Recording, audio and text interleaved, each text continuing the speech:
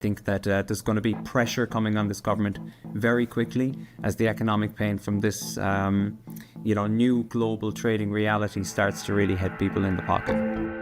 Okay, so the election is over, but the trade war isn't.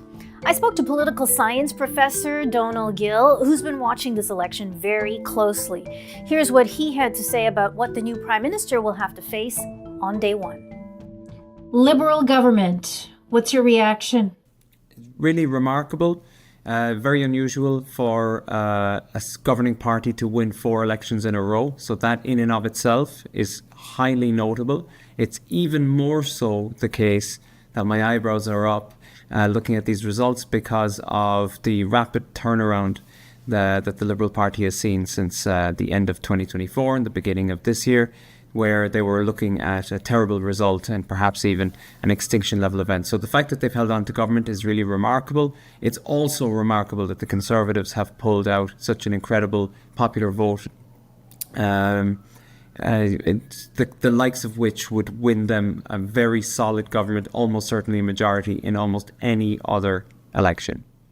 In any other election, but at the same time, you have a stronger popular vote among the Liberals as well, right? Even though they're losing seats, they have a popular vote. Let's talk about Quebec. What role do you think Quebec has played in terms of which party has formed government?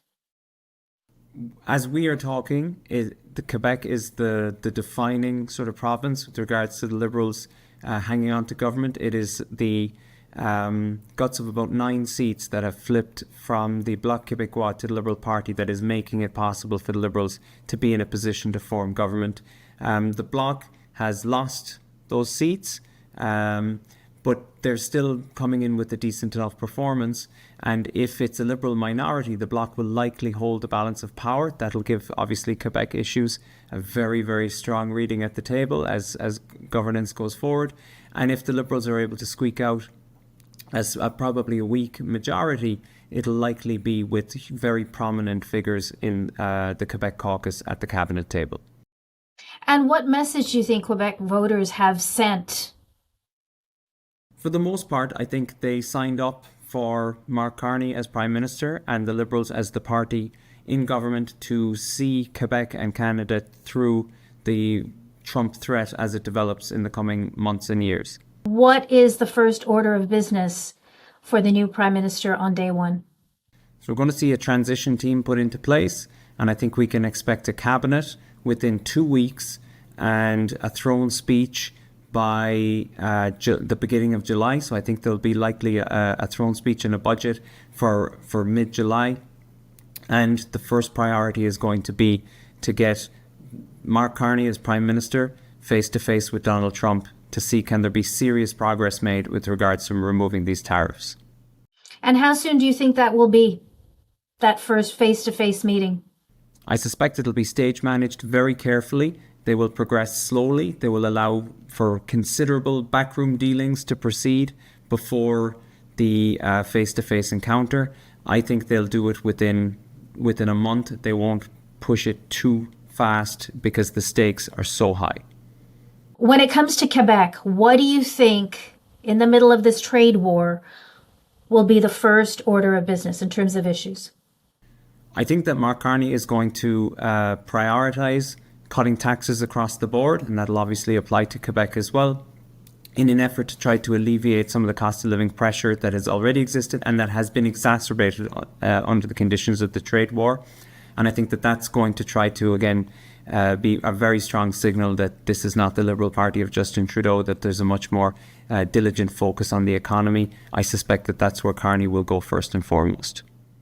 And what about the tariff issue in terms of what Quebecers are concerned about? Where do you see this new government going? I think they're going to try to put forward targeted relief to sectors that have been badly affected by the tariffs. In Quebec, that's predominantly going to be aluminium and to a lesser extent perhaps the aerospace industry. But it's going to be very hard to make these sums add up in the short and medium term. And I think that there's going to be pressure coming on this government very quickly as the economic pain from this new global trading reality starts to really hit people in the pocket. We haven't had a parliament in months. Like, what about putting together a budget? What about that? Yes, it's absolutely true that we've had a very dysfunctional minority government over the last, year and a half in particular, and since September, really, the Parliament has been essentially missing in action. Obviously, prorogued then in January. It will be necessary to get a budget over the line with this new government, and if they don't get a majority together, then they're going to have to look for a dance partner.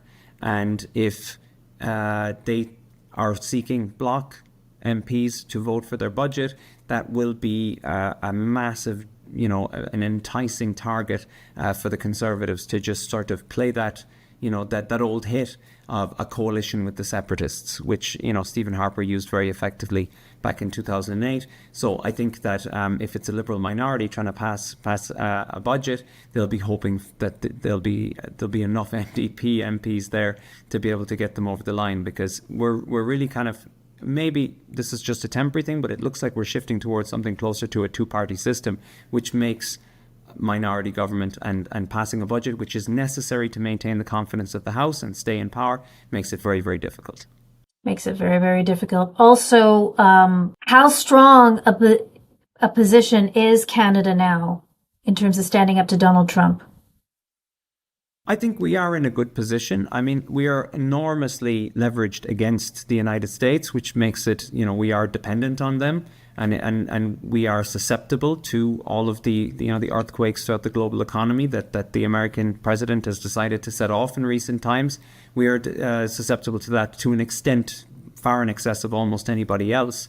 But I think we have many friends in the global sphere that will be looking to work with us. We know that one of the advantages that Mark Carney has is that he is a well-seasoned figure on the financial scene, and in his brief tenure as Prime Minister before calling the election, he immediately went over to Europe and got FaceTime with Emmanuel Macron, President of France, and of course Keir Starmer, Prime Minister of the UK. I think we could expect that there will be sort of willing dance partners for economic integration and other types of security cooperation in Europe for Canada if and I think I would be in the majority view here that we have to sort of move away and unscramble some of that omelette from the United States in security and economic terms.